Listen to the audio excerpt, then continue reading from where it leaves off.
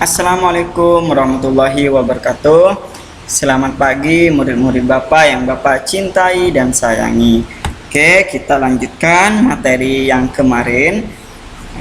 Kita kemarin belajar tentang siklus pertumbuhan ya. Pertama pertumbuhan ayam, kemudian pertumbuhan kupu-kupu. Karena waktunya habis, maka Bapak agak melanjutkan ke siklus pertumbuhan yang lain. Sekarang Bapak akan melanjutkan ke siklus pertumbuhan yang lain ya. Oke, kalau kemarin siklus pertumbuhan kupu-kupu. Oke, sekarang siklus apa, Pak? Oke, kita lihat ya. Oke, di sini ada, kita sekarang belajar tentang siklus pertumbuhan katak ya. Oke, kita mulai dari mana ini? Kita mulai dari katak dewasa.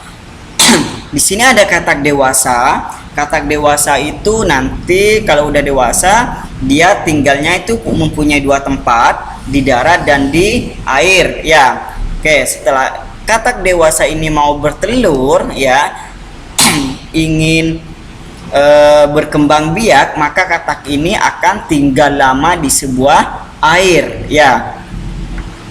Kemudian kenapa dia tinggal di air? Karena telur katak itu tidak bisa bertahan di darat ya.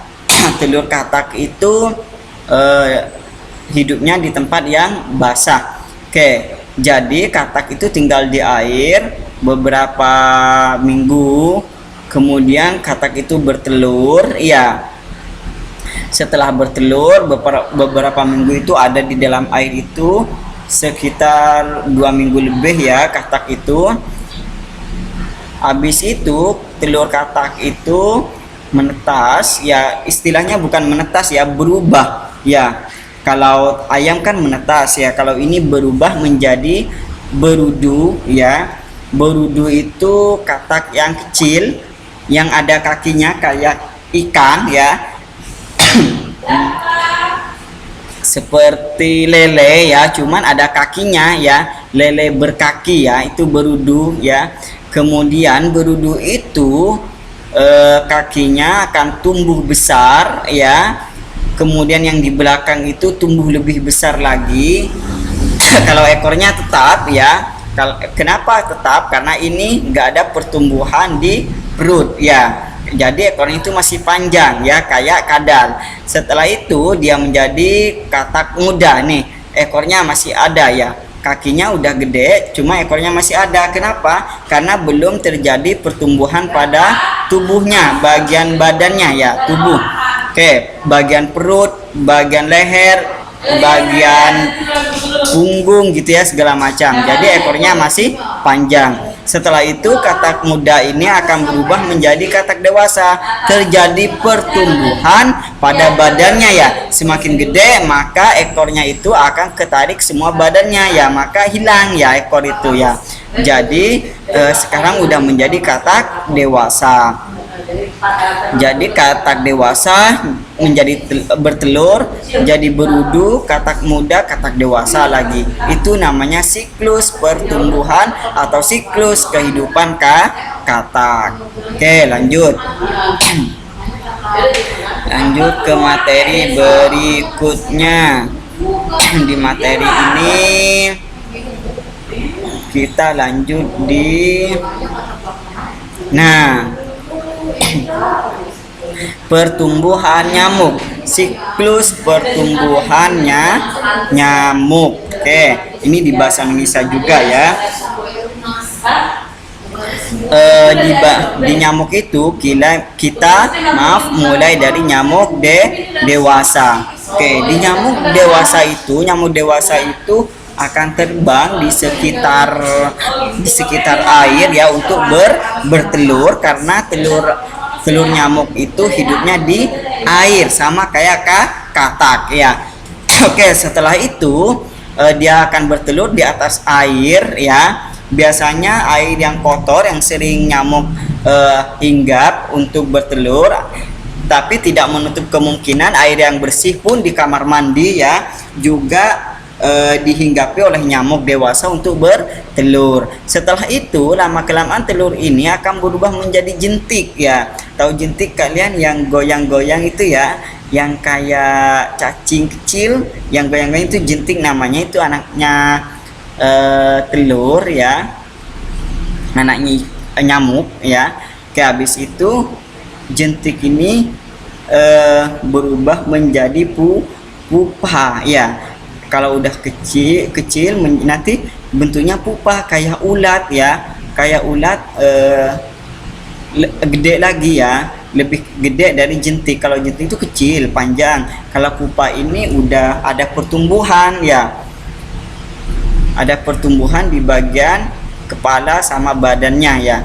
Habis itu udah bertumbuh langsung tumbuhnya sayap, kemudian panjangnya kaki, habis itu terbang jadi nyamuk dewasa. Setelah itu jadi telur lagi, jentik lagi, pupa lagi. Nah, itu disebut dengan siklus pertumbuhan nyamuk atau siklus kehidupan pada nyamuk. Oke, kalian cukup menyimak saja. Dan pertanyaannya bahwa nyamuk itu merupakan hewan yang berbahaya. Oke, pertanyaannya kalian jawab lebih dari 3 jawaban.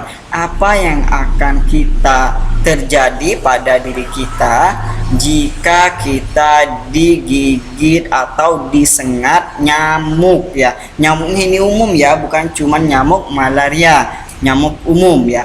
Apa yang akan terjadi pada diri kita jika kita sudah digigitnya nyamuk? Jawabannya lebih dari 3. Kalian tulis di buku catatan tugas bahasa Indonesia gitu ya. Oke, pertanyaannya kamu tulis, jawabannya kamu tulis.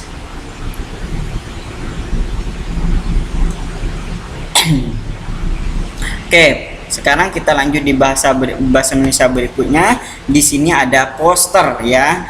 Kalian tahu poster? Poster itu merupakan salah satu gambar perintah ya, gambar ya yang berisi perintah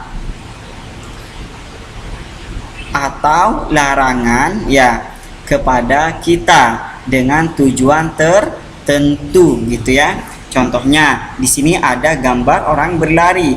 Jadi ini diperintahkan kita untuk berolahraga. Kemudian ini ada yang sedang diperiksa. Jadi ini perintahnya untuk menjaga kesehatan, pergi ke dokter, konsultasi kesehatan gitu ya.